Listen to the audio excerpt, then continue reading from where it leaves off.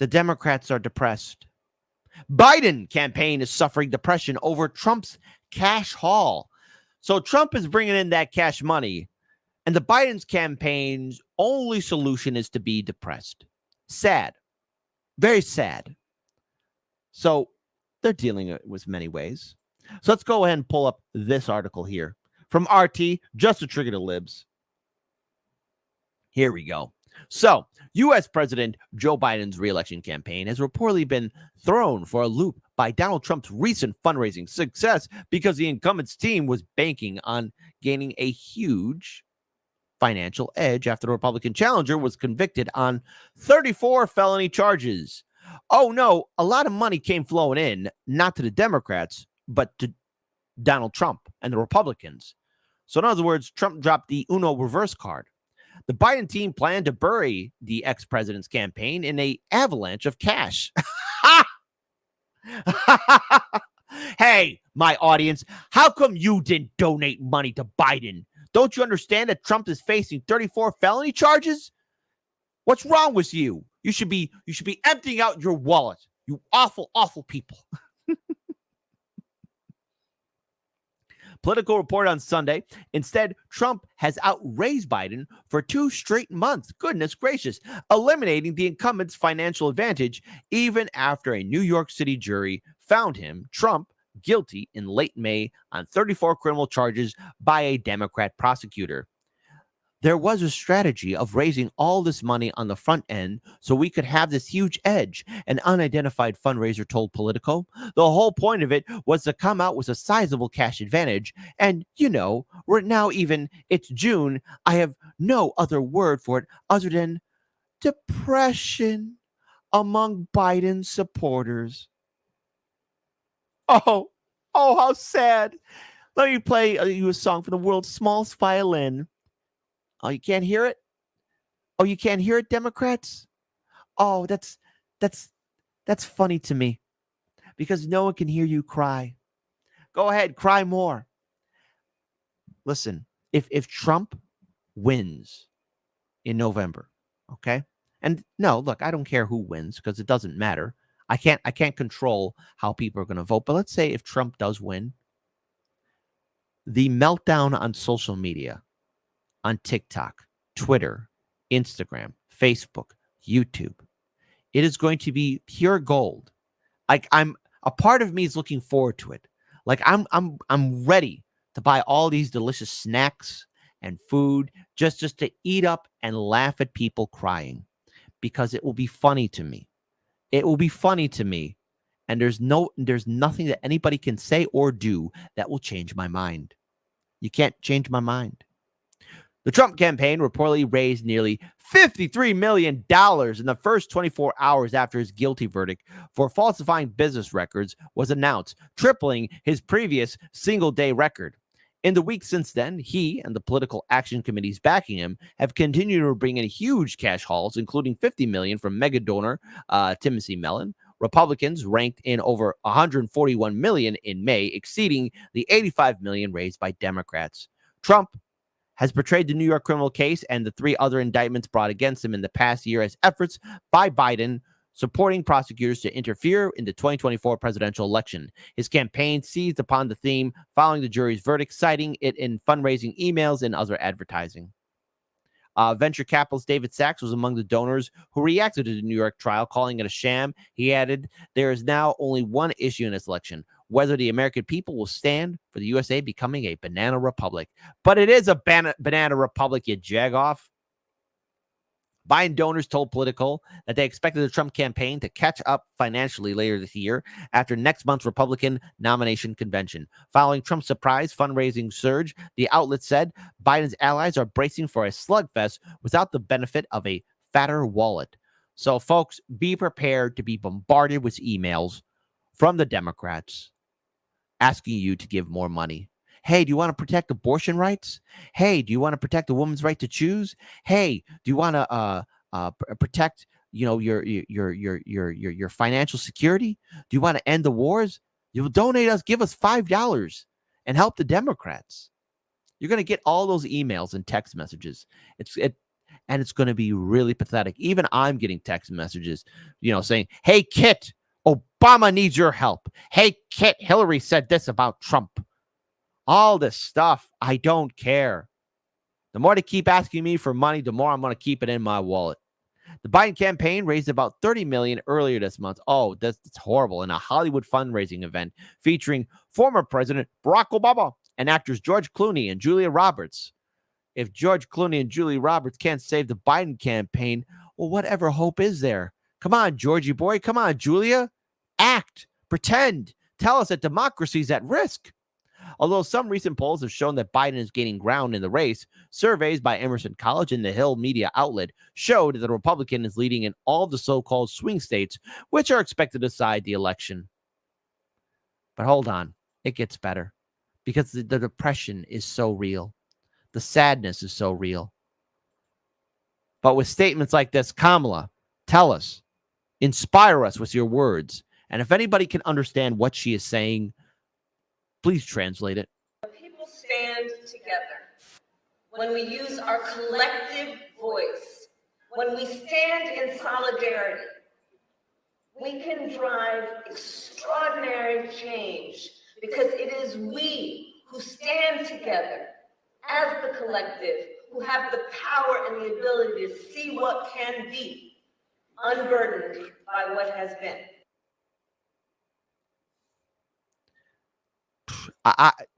What did she say? No, I'm being serious. I'm asking you, the audience. Listen. Look, I spent hours planning the show, reading articles, looking over videos, trying to, come up with, really, really good comments and remarks towards the events that we cover on this show. And I have no clue what she is saying. Can someone translate that, please? Pretty please. Just whatever she was saying, because I don't know. But it gets better, folks, because hang on, Premier Jailabal comes in discussing why we need to support Biden and why there's been a decade of growth, a decade of success, even though it's not a success. It's an absolute clown show. How does increased immigration affect the prosperity of a nation? It's a good question, and how we answer it should shape how we view immigration policy at large. In a report Tuesday, the Congressional Budget Office ventured its best guess.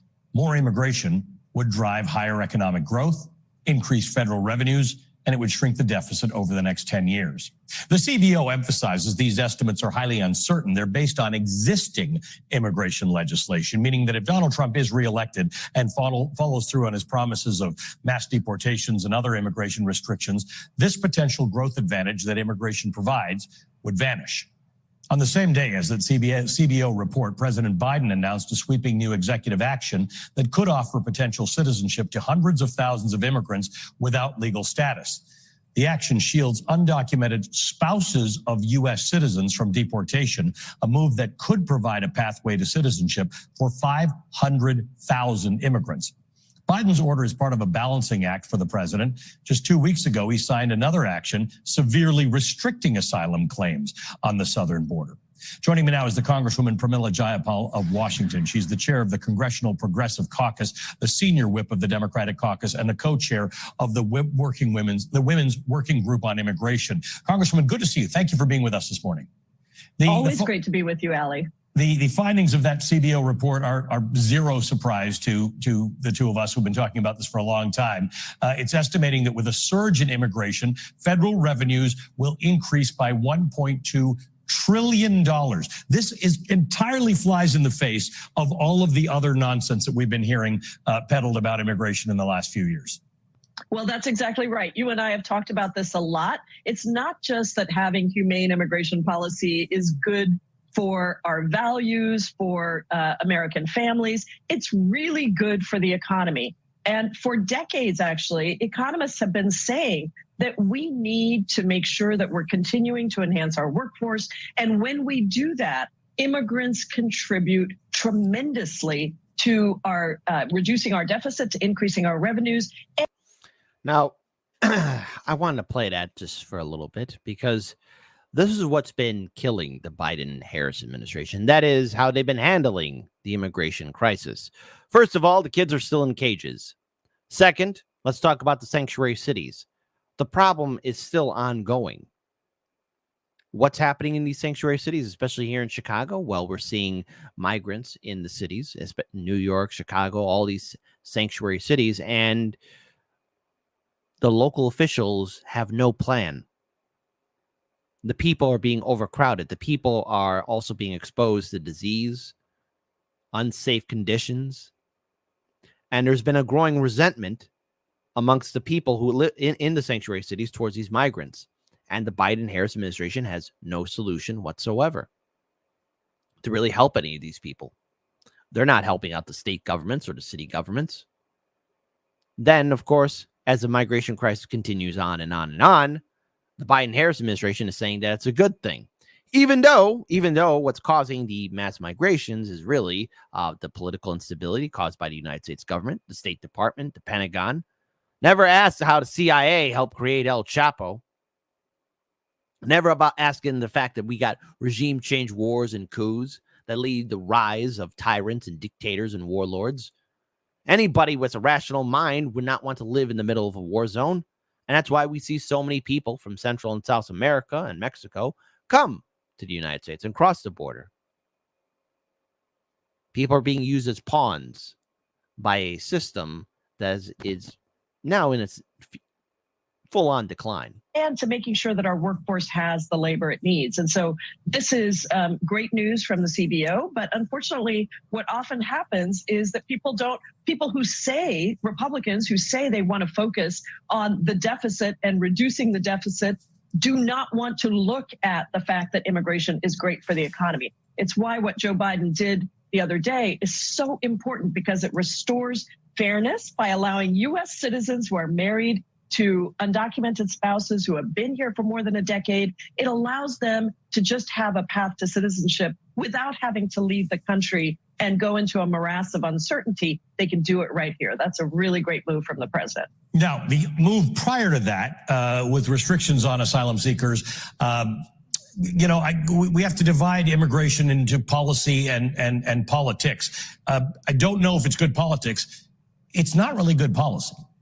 It's not. And I said that at the time, and I've said it directly to the president himself, that the issues at the southern border are directly tied to two things. One, the conditions in the countries that people are coming from, and two, the lack of any legal pathways, or too few legal pathways for people to come to the United States, because the immigration system has not been updated in over 30 years. It hasn't been modernized, which means we have the same caps on different categories of how people can come to the United States as we did 30 years ago, when the population was so different, when our needs were so different. So as we saw with Donald Trump. She doesn't care. This is all word salad. You think she cares about the migrants coming across the border, or what's even causing them to cross the border to come here? Maria J. Paul, stop pretending to be stupid. Stop insulting our intelligence. But there's so much more to this, because the backlash that the Biden-Harris administration is getting is absolutely well-deserved. We look at the Democrats and we look at all their plans, and it is to make people feel guilty. It is to make people feel emotionally connected to this crisis. And the thing is, when we look at this crisis that's happening here, many Democratic politicians voted in favor of these regime change wars in Central and South America or overseas, which is causing so many people to come to the United States, because the idea is you come here, you could start your life over again. And not to mention, with this huge invite that the Biden-Harris administration has done by opening the borders, there's no real plan, no real economic plan to take care of migrants. And I've covered on this show on how we've covered how some migrants are even considering just going back because there's nothing there. The sanctuary cities and the shelters in which many of these migrants are living in are squalor. They're subpar. Some people are leaving just to go back home because it's not what it's cracked up to be over here.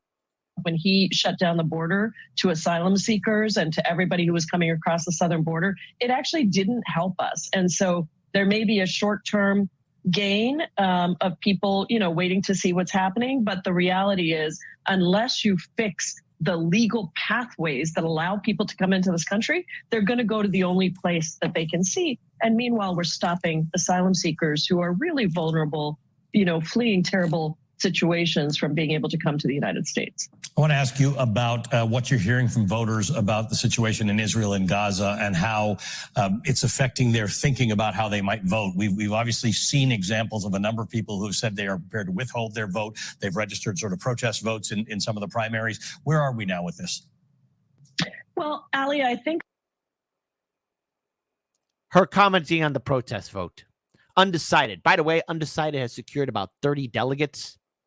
30 delegates for the DNC convention, which, don't worry, I've got something about the DNC for all of you lovely, beautiful people to hear. I think that at the end of the day, the coalition that we put together in 2020 to elect Joe Biden and Kamala Harris into office and push out a truly dangerous person who is now running again and says he wants to be dictator from day one. It requires every single vote. Every single vote counts. And for our young people, for Black folks, for people of color more generally, the issue of our values in Gaza are very, very important. And so people do not understand why the United States is continuing to violate U.S. law, because that's what I believe is happening, by sending aid to the Netanyahu government when the Netanyahu government has continually... Hey, how'd you vote for the Iron Dome? Hey, Jada Paul, remember when people were asking you to really speak out against the genocide? You and your fantastic members of the Congressional Progressive Caucus? Yeah, how's that working out for you guys and gals? What's it like knowing that people who once used to support and defend all of you in the squad are now giving you the middle finger, and yet the Democrats are now, and we sat through that enough, and yet the Democrats are feeling depressed because, oh no, people aren't giving us money anymore. Our lives aren't as great as they used to be. Well, gee, Democrats, you did this. You have Donald Trump. You make him more powerful every time you try and take him to court, and he's taking advantage of it. And the Democrats, all what they're really sad about, all what they're trying to do is get enough suckers to open their wallets to fund their ridiculous false campaigns. You want to know why people aren't opening up their wallets? Number one, the economy is shit. The economy is stagnant. And that people don't have the extra capital to donate to a bunch of liars and frauds. The whole squad, Bernie and AOC, and yes, Biden himself, are failed, flawed snake oil salesmen and women. Got to be inclusive here, right? Number two, another reason why, because they see you for the liars that you are. Good luck. Continue being depressed. Continue asking questions. How come people aren't opening up their wallets? It's because of these dumb statements that the Democrats spew out. And this election year is the great reveal of these liars. And before anyone says, well, what about the Republican politicians? Well, I know what to expect from Republican lawmakers. I know what to expect from Democrats, too. It's nothing but lies.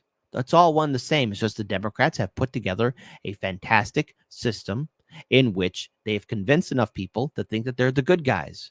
And so they wear that mask of being a caring liberal, a bleeding heart liberal. But all what they're really bleeding for, all what they're crying for is more money. They're like a rundown, desperate stripper, right? They're hoping that you don't notice that the strobe lights and the dark lights are trying to make them look pretty. But once the dancing and club is over and the lights go on, you're stuck with a complete epic disaster. A full-on catfish. Don't spend your money on these politicians. And the fact that the Biden-Harris campaign and people there are feeling depressed. Cry me a river. So many progressives and independents expected the Democrats to fight for them. And they too got depressed. I say it's perfect karma. Continue crying about how Trump is a danger to democracy. No one cares. No one cares anymore. Good luck with your bullying tactics. It's going to backfire on all of you.